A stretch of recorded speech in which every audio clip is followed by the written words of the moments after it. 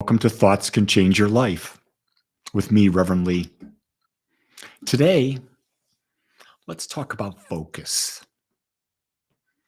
So, have you ever tried to sit and keep your mind focused on one thing for an extended period of time? It's difficult because your mind wanders. And so, when you understand this, you got to ask the question, what's controlling our focus? And it's our crazy ego.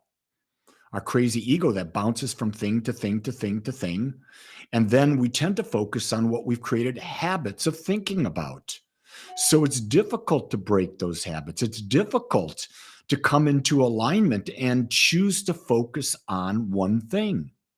If you were to just sit for 2 minutes and attempt to focus your mind on just one thing and it put a timer in front of you, how long do you think you could make it without having that other thought, without straying from what you're trying to focus on?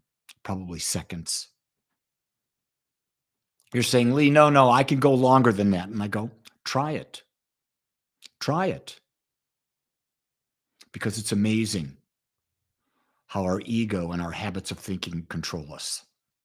And so meditation is what I've come to understand as one of the greatest tools to reclaim the power of being one-pointed, to focus on one thing at a time. So many meditations, for example, transcendental meditation, they give you a one-word mantra. And your whole purpose in the 20 minutes is to keep your focus on that mantra. Blue Mountain meditation, Sri Eknath Esharan, he taught to take a prayer, an affirmation, a mantra. Let's take the mantra, Om Mani Padme Om. He would say that the way to get focus is to say it as slowly as possible. Om Mani Padme Hum. And to continue repeating it. And I'll tell you what, after you do it once or twice, you'll lose your place. You won't know where you are, and your mind will be straying. But the key thing is you come back and do it. When you look at other mantras, energy center clearing, it's about bringing your center, bringing your focus to one of your energy centers and saying a mantra or breathing into the mantra. Or it's simply, can you keep your focus on just breathing in and breathing out? And it's very difficult to do it for any length of time and maintain it. But that's the work.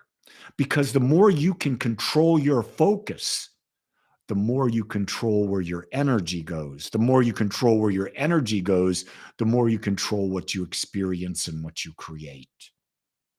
Where your focus is, your energy goes. So if your focus is all over the place, your energy will all be all over the place. It'll be scattered. And if you follow the focus of society, society is what? Focused on fear, isn't it? And if your focus is on fear, what are you going to create? Things to fear and the experience of more fear. And so it's really fascinating when we start the idea of focus. Can you truly focus on one thing? Here's a simple technique that you can use today. Light a candle and sit in front of the candle and see how long can you focus your eyes on that candle and just observe the flame without other thoughts, without other things.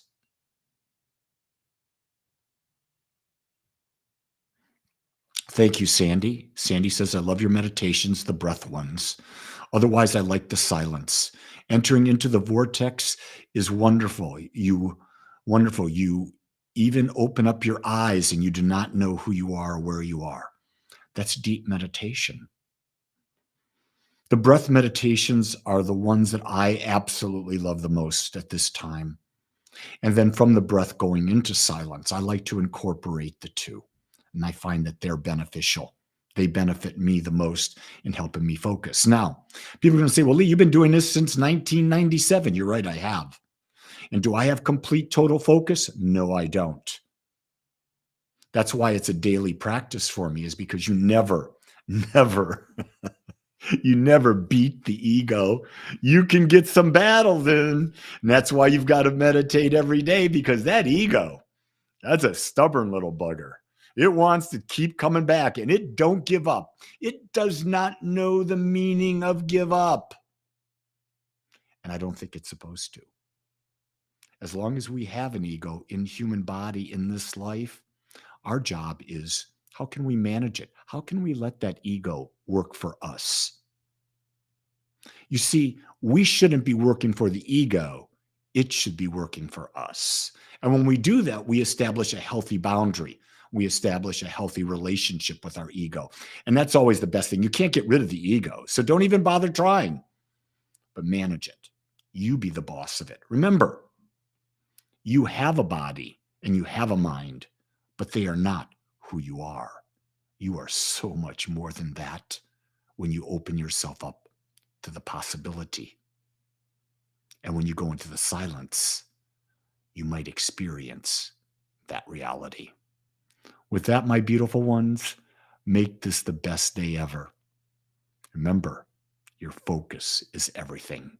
Where you put it, your energy goes. Where your energy goes, you create. Until next time, aloha.